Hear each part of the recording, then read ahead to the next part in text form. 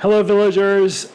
Sometimes I come out with updates about things that are happening. This time, there's nothing happening. There's nothing different going on, but there is a video I'd love you to watch. It's an interview actually that I just did with Maurice, and it talks. Maurice was asking questions about what I wanted to see happen with the village, and we were talking a lot about what people are getting out of the village, and we have some different perspectives on it. So I want you to watch it. It's a chance for you to get a little more insight into where I'm coming from, and also kind of a preview of what I'm going to be trying to do next year.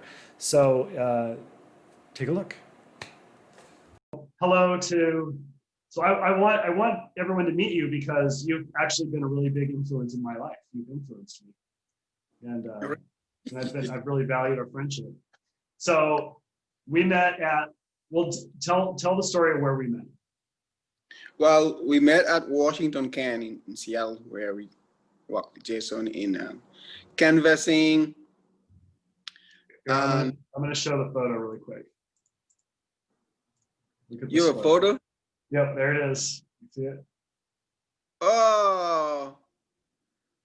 Oh, that is so crazy. That's from 2015. You know when that is? That's October. Oh my goodness. Let's look at the date here. The date is November 4th, 2015. Oh my goodness. And look where we were in Belgium. You look exactly the same. I look the same. I got a big huge beard there. I look totally different. You look well. the same. Yeah, I mean, yeah, but you just cut that off recently. But just a few weeks ago, you look the same. Yeah, I know, right? Yeah, I think I look a little different. I've become more chunky. My face is kind of fat. You got a little extra. Yeah, I think you look pretty much the same. You think so? So there's a little trip down memory lane. I'm glad we got a photo of that time. But, I didn't know the photo. So will you share a little bit about what our job was? Well, basically, Jason, we were not always in the same team, but we would go out to neighborhoods and just knock on doors to promote whatever the agenda at the time. It could be political issue, maybe if there was something on the ballot that people needed to know about. And Washington Can would send us out to these neighborhoods to ask people, voters, do you know about this initiative? So at the time, there was the $15 minimum hourly wage thing that was going on. Mm-hmm. And we would go out and ask people, hey, do you know about this initiative on the ballot for $15 minimum wage? How do you feel about it? Do you support it? Things and we had a script, right? Yeah, we had script. Do you remember it? I don't remember it, but I don't know if I remember either. It's like, hello, I'm Jason with Washington Can. What was it was like talking about, I wish I could remember, but they had a whole system, right? They trained us on, the hook and the file somewhere with some of that script, Yeah.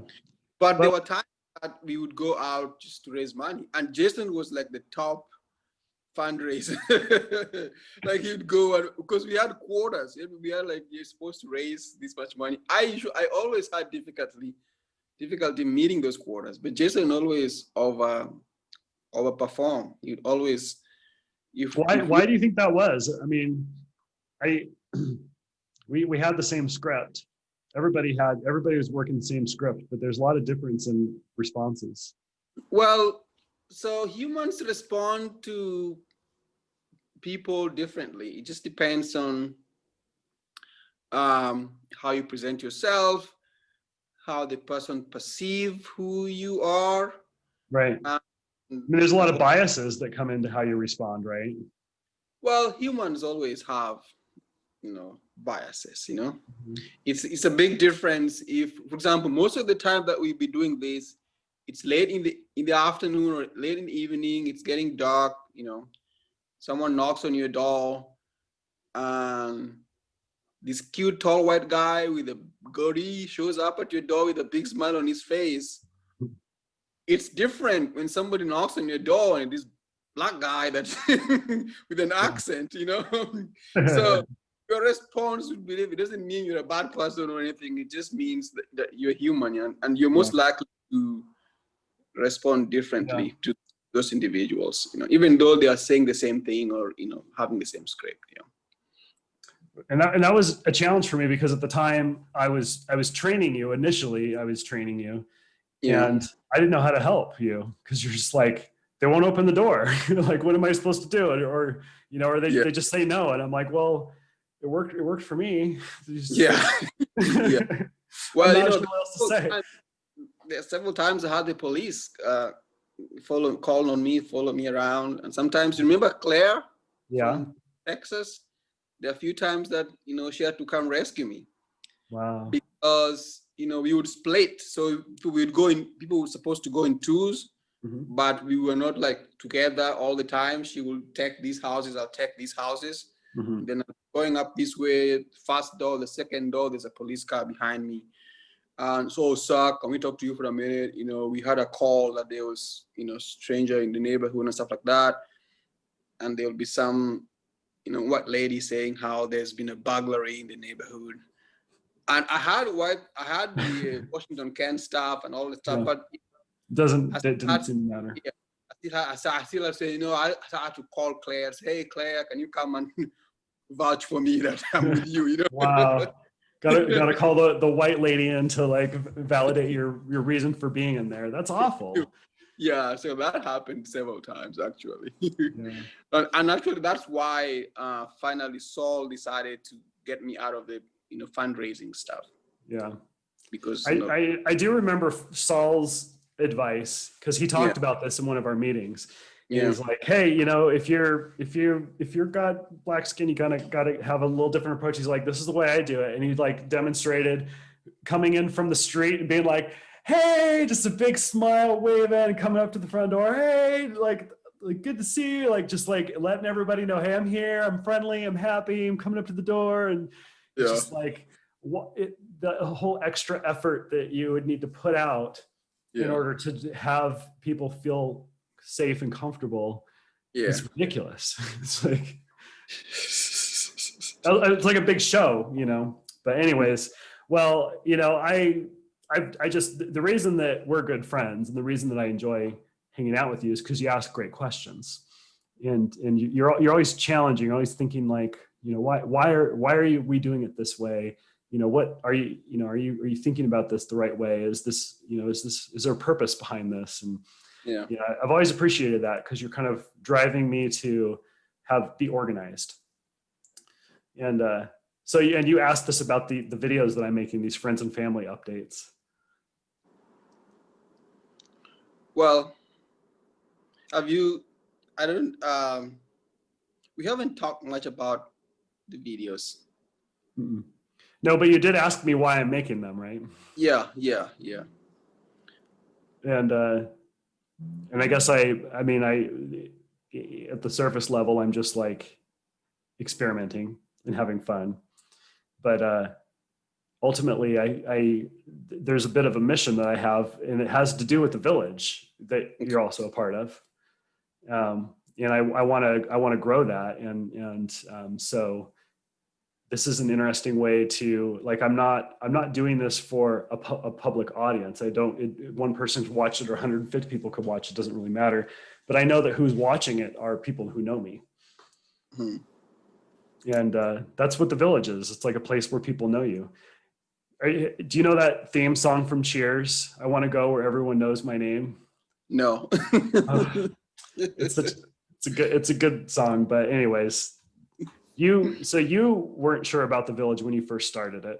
You first started coming. Well, I wouldn't say I wasn't sure about the village, but I always have, whenever something comes my way, I always think about it like,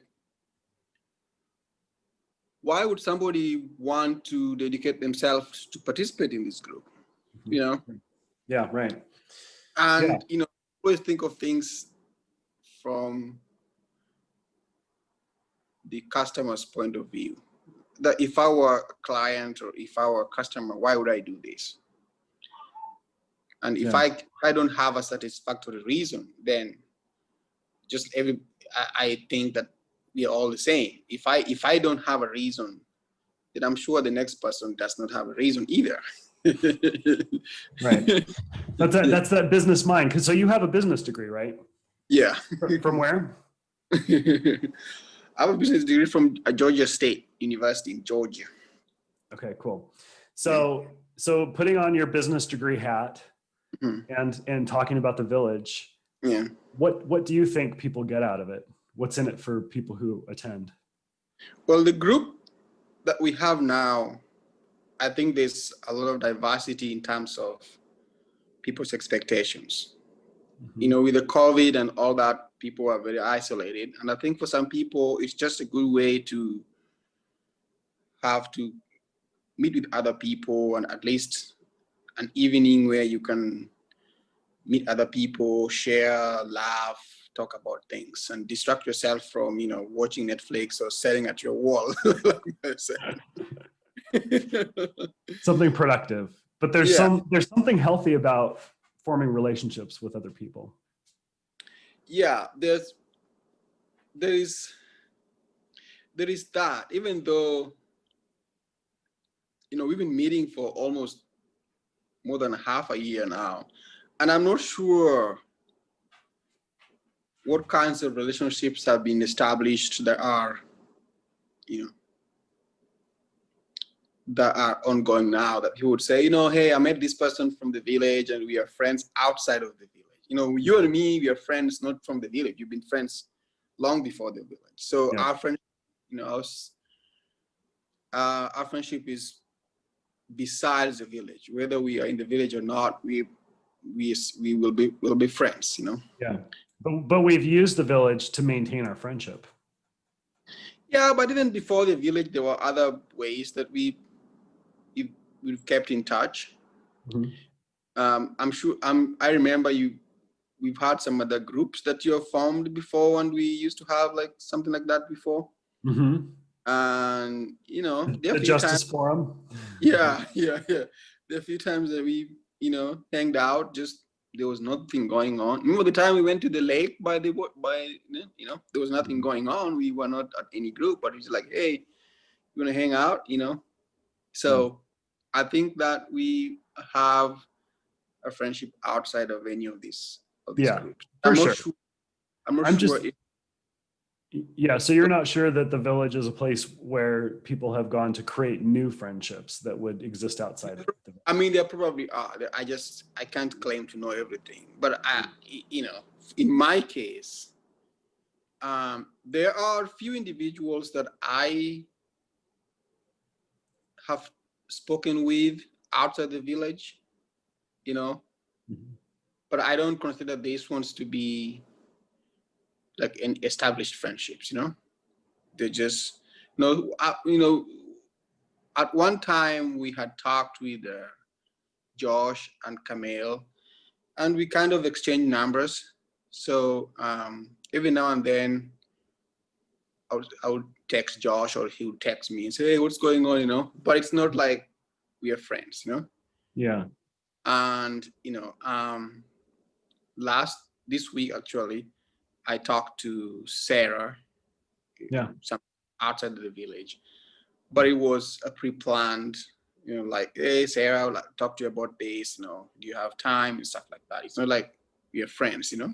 Yeah, right. But yeah, you know, stuff like that. So then why do you think people keep coming? I mean, what is the value of coming? What do people get out of it? Well, this is a social situation that people enjoy to hear what's the new topic of the week, and people get to see people that they're becoming familiar with, and perhaps there are other friendships developing behind the scenes. Well, there's full-blown relationships developing.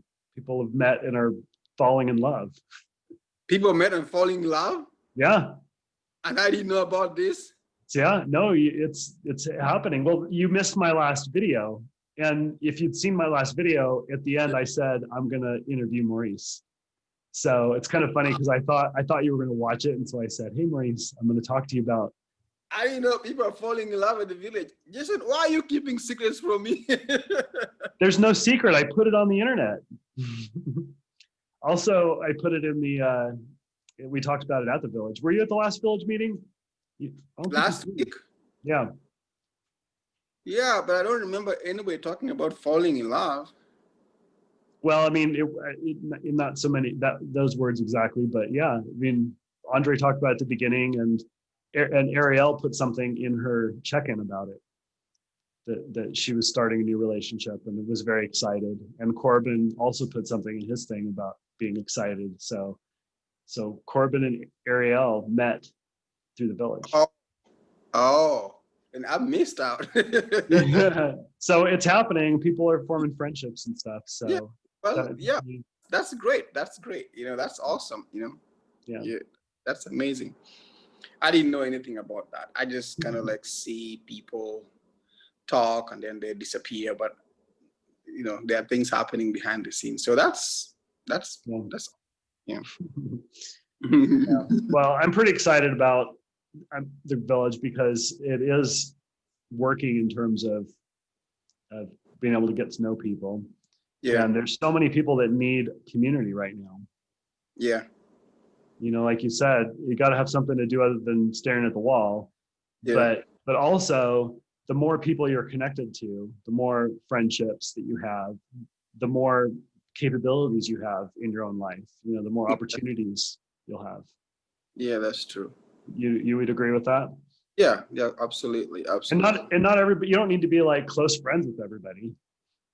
It's not like everybody's a best friend in the village. Yeah. They're like, it's like coworkers, right?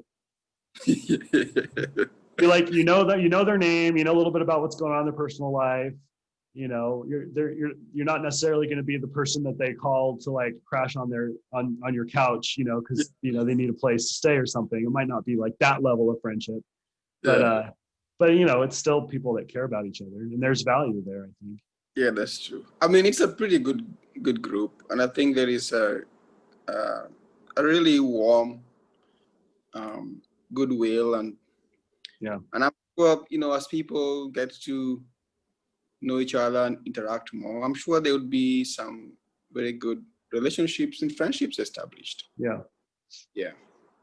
So why do we have the village? Why does it even exist, in your view? Well, What's the point? well, the point is to bring people together to share whatever ideas and thoughts that people are wrestling with in their personal life. And right now we have a whole lot of issues that are going on, not just in people's lives, but in the entire country and in the entire world. And sometimes you need a group of people that you could, bounce ideas or hear other people's thoughts on how they're processing what's going on. Yeah. So it's a good forum. Yeah. Give opportunity to be able to, Do you feel like you've had an opportunity to share your perspective that's been different than a lot of people's perspectives? I guess candidly, there's, not a huge amount of, well, there's diversity in our group, but there's not that many people that aren't white. And, well, well, my philosophy in life is not to tell people what I think or what I believe. It's mostly to hear what people have to say about things that I'm thinking about. mm-hmm. And so in most cases, when I'm in a group setting, I'm probably going to be the least person to, telling people my thoughts or my ideas. I'm more interested in how other people are thinking. Mm-hmm. Yeah. And I think that other people have that same attitude too. They're like curious about how you're thinking about things. Yeah. Well, it doesn't mean that I will not share if an opportunity comes. If I'm asked to, or if I have an opportunity to speak on something. Mm-hmm. I remember last time that we were talking about nonprofits, and I got cut off because I was the last person to before the time ended up.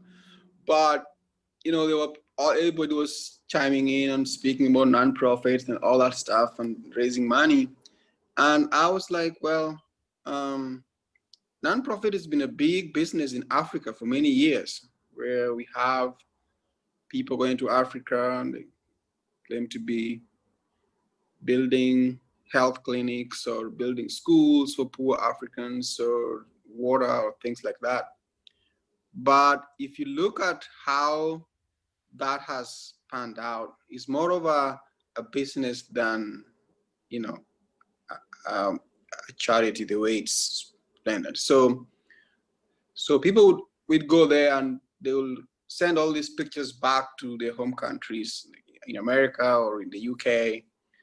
And they say, oh, look at all these poor people, you know, they're miserable, they don't have clean drinking water. We need $100,000 to build them all this kind of stuff. So someone like Jason will say, oh my goodness, that's horrible. Let's chip in and help these people.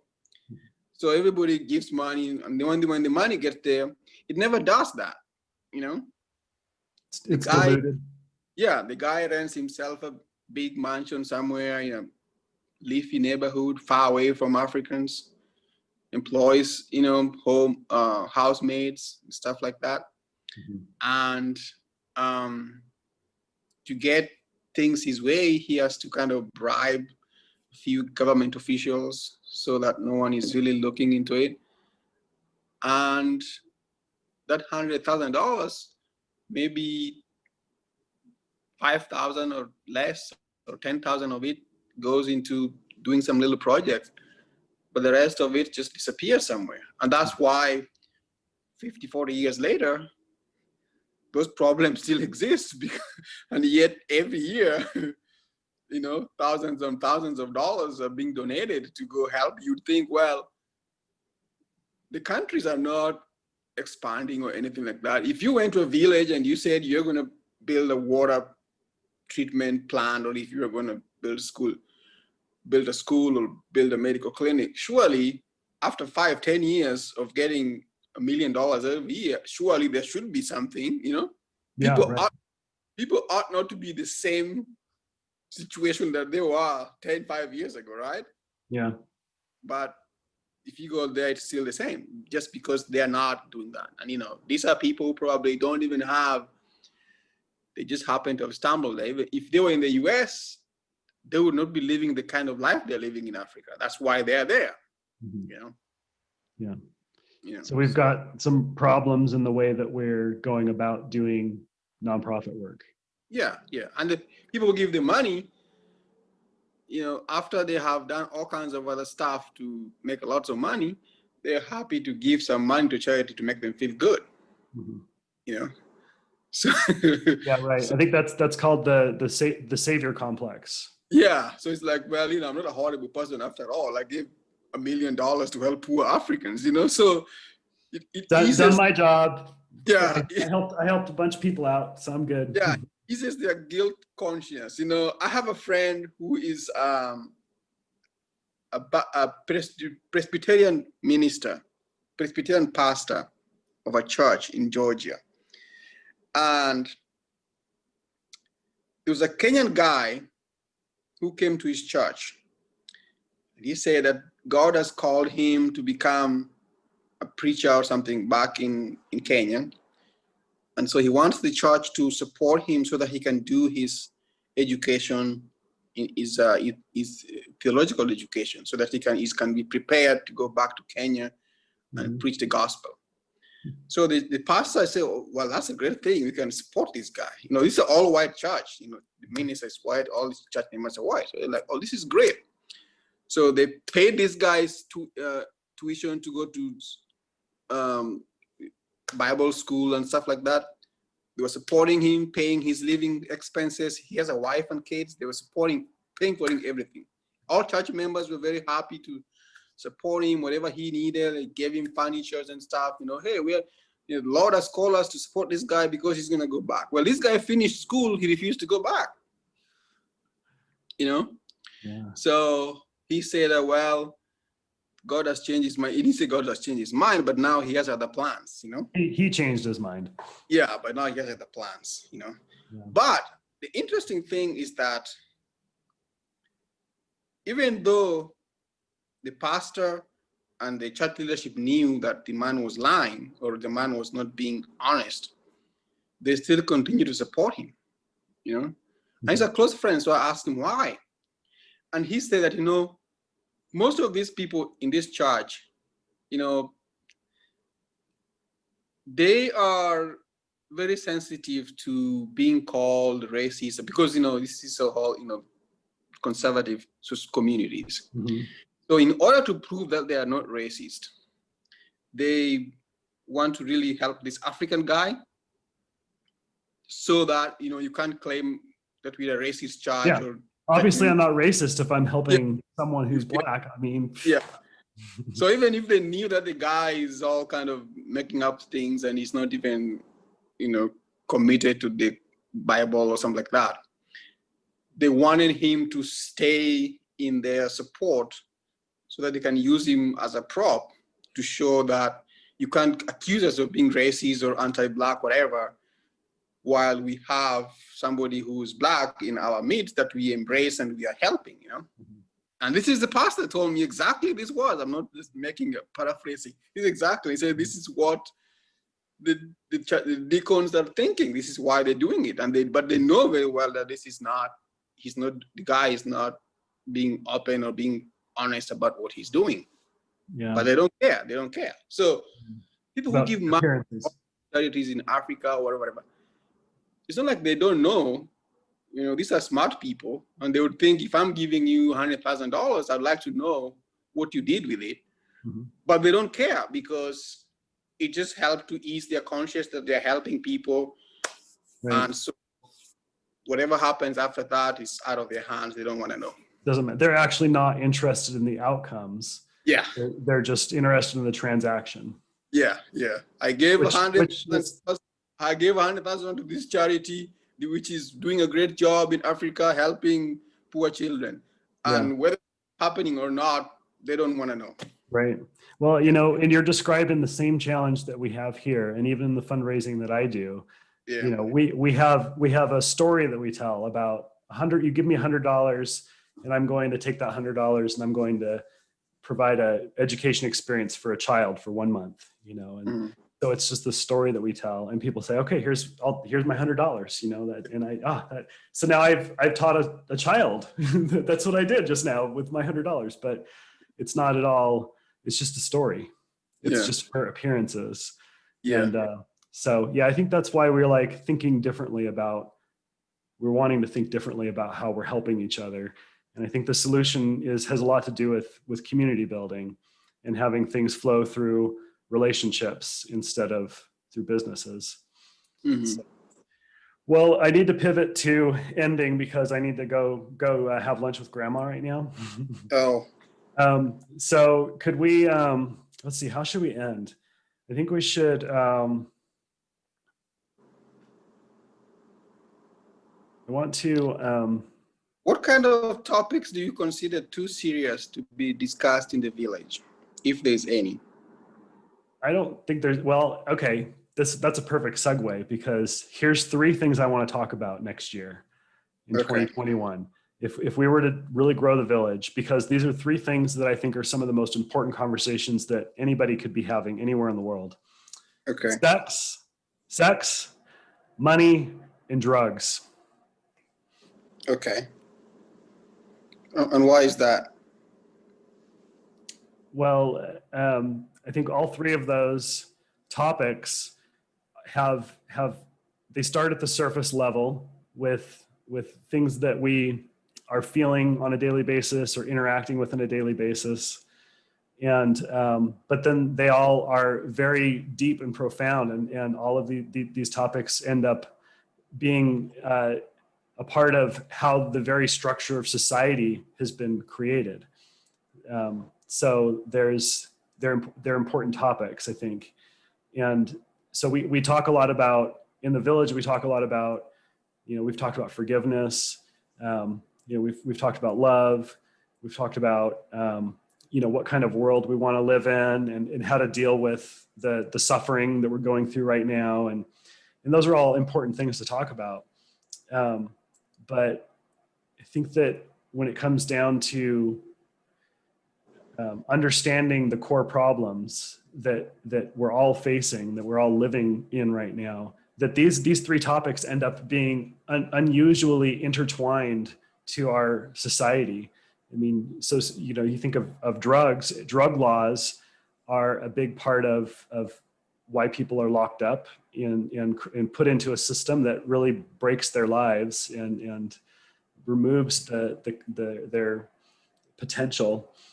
And in our very countries, like in a global scene, the drug wars are fueling our politics. They're really, you know, those laws actually translate to an entire war apparatus.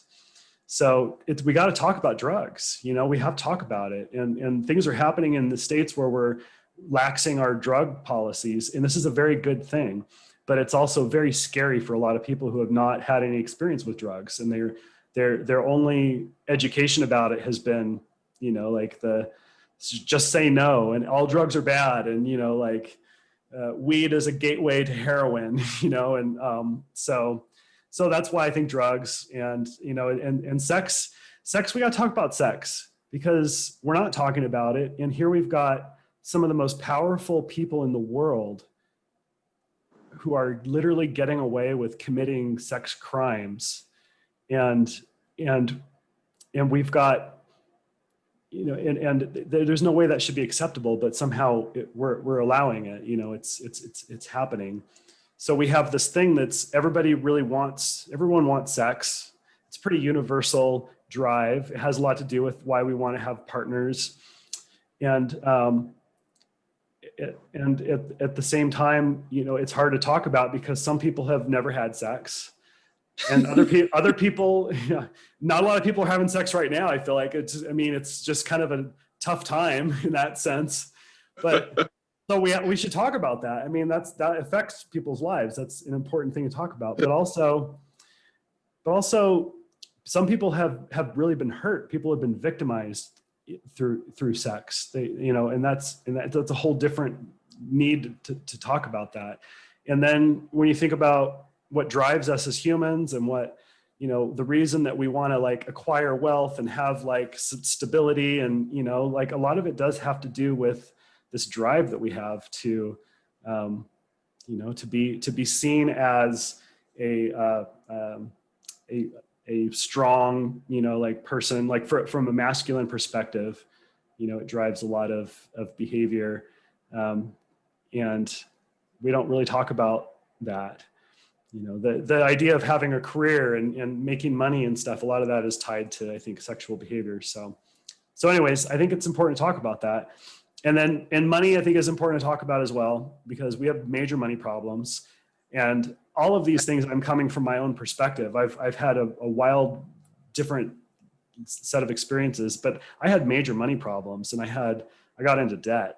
And, you know, so there's an education around money that needs to happen. And there's no profitable way to talk about not spending money.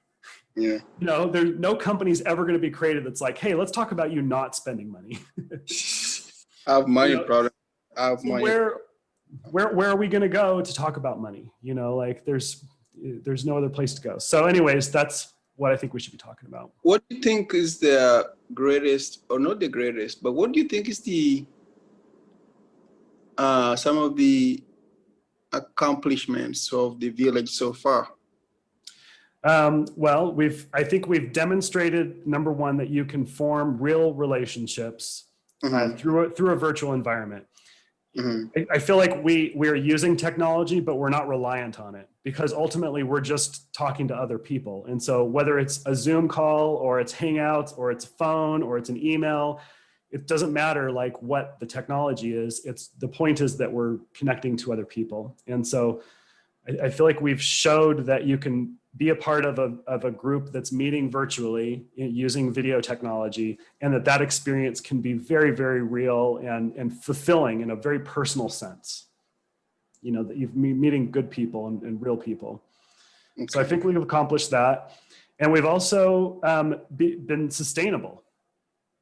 You know, like it's been a group effort. Everybody's pitched in different pieces and so we've shown that it can be done on our spare time. No one has been hired to run this, you know, like the effort has entirely been voluntary.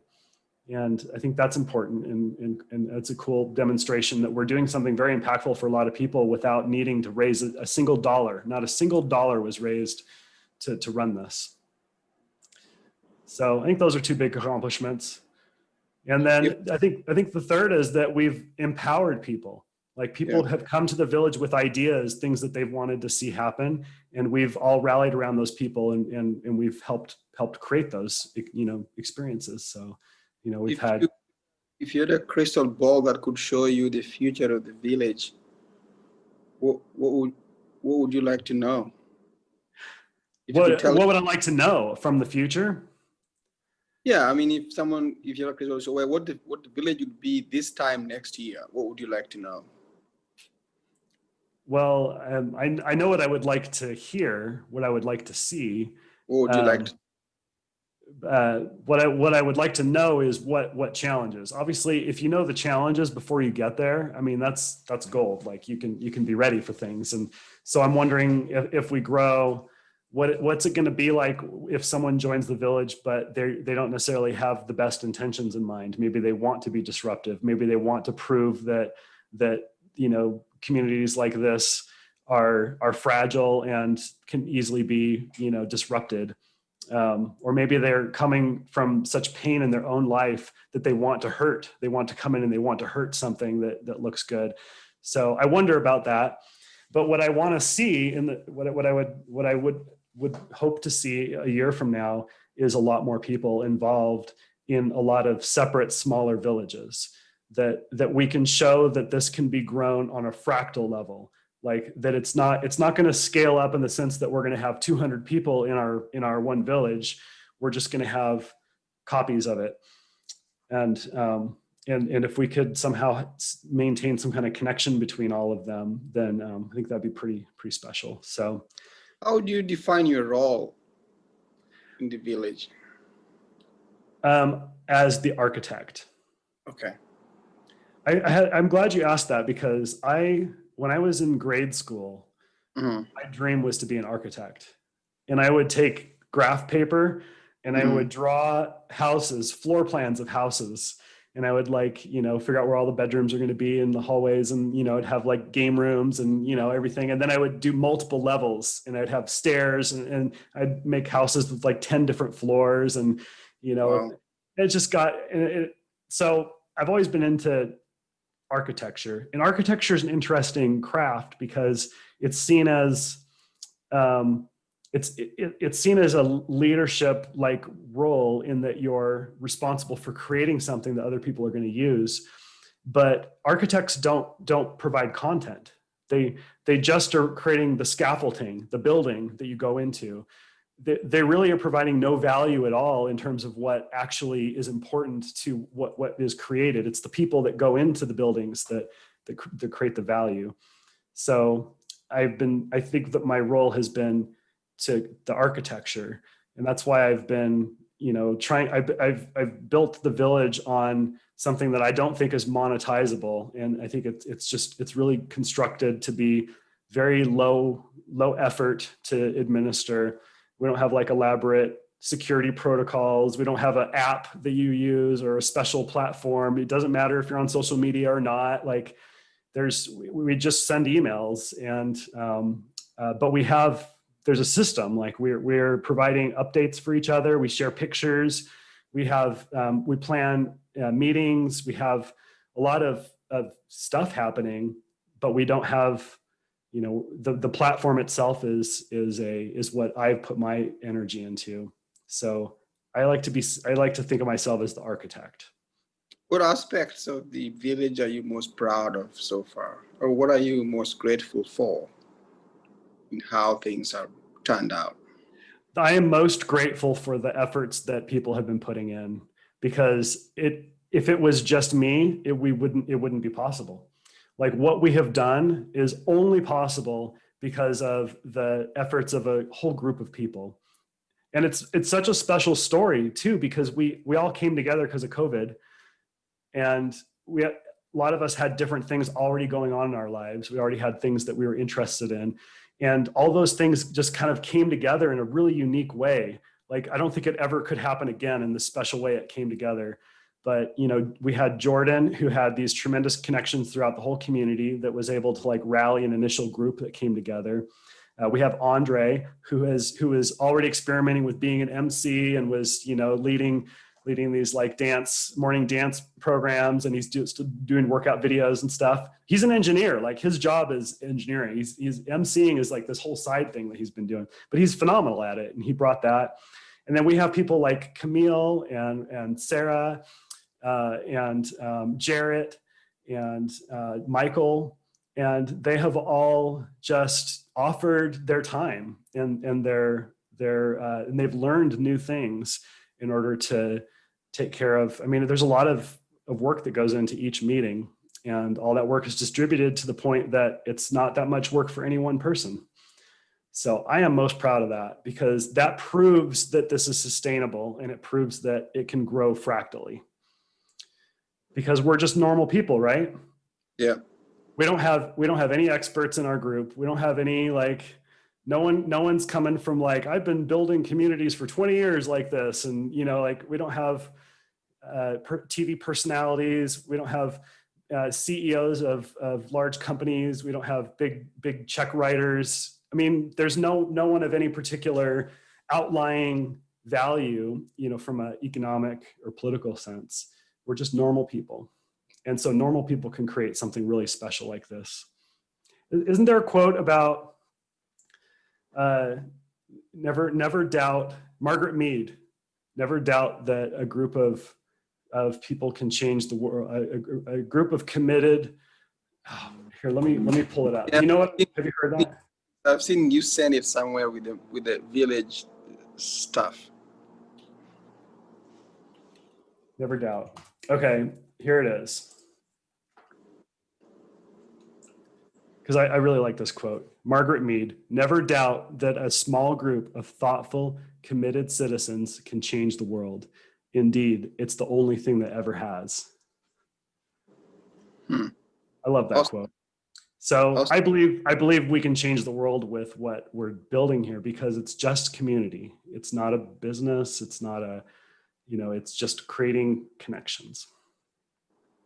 What's a perfect village experience for a newcomer? For a newcomer? Mm-hmm. Well, I think that feeling welcomed and comfortable is the most important thing. Like, you know, so that's the experience that visitors have is, you know, we acknowledge all of our visitors when they come. They're introduced by the people that visited them. So they have someone familiar that they know who's already there with them to go through the process. But then very quickly after that, they then become a part of the village, and they have their own opportunity to meet somebody one-on-one, be a part of a discussion. So I think the ideal opportunity is to go through that whole thing and have felt safe the whole time and feel like they can just be themselves, that they don't need to try to fit in with this group. Whatever they're offering, whoever they are, is exactly what we're looking for. So yeah. So how large or how famous or how influential would you like the village to be?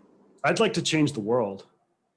But okay. Don't we all want to? I mean, isn't that what we're all hoping to do? Isn't that why we all feel so much anxiety? Would you like to be famous? No. Well, I mean, what? I think that everybody wants that too. I mean, we all want money. We all want influence. We all want like to be, wouldn't it be great to be the one that everyone's like, hey, let's go talk to that person because they're an expert and we want to hear what they're going to say, because then we'll do what they say, you know? But to be honest, that's not what's important in life. And that's honestly not something that's actually helped civilization advance. You know, we have an obsession with leadership that's more like rock stars than experts, you know, like we see it in our own presidential election. It's like, we need to evolve beyond needing leaders to tell us, to give us the sense that things are going to be okay. We need to be collaborating and realizing that by pitching in a part, that's what's making things okay. That's what's saving, you know, our communities, is everybody pitching in.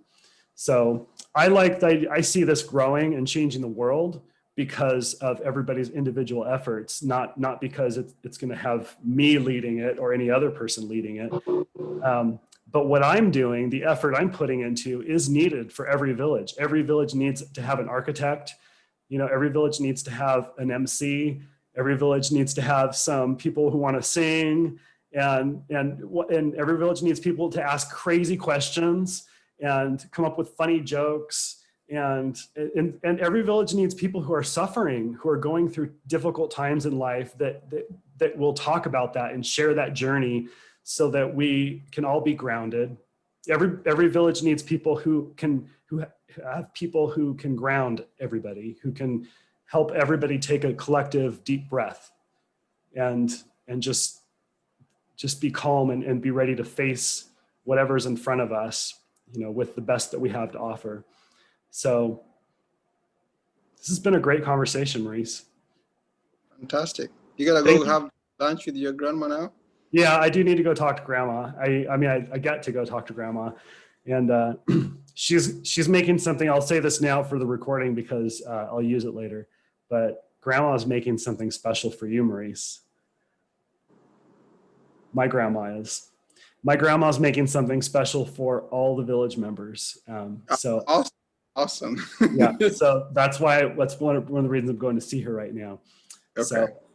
So you have that to look forward to. Cool. Well, let's say goodbye really quick. Maurice, thank you so much for joining me on my friends and family update. And now you've met everybody, and everybody has met you. Can we do a high five? Can you put your hand on the other side of your screen? We'll go like this. Like this? That. Yeah, you got to put your hand on the other side though, because on my screen we're reversed. So use your right hand. Yeah. Okay. 1, 2, 3. Let's try again. 1, 2, 3. Wait, I need to go like that. I need to go like that. Here, put your hand next to at the end of the screen like this. Further to the right, so that it's all the way to the edge of your screen.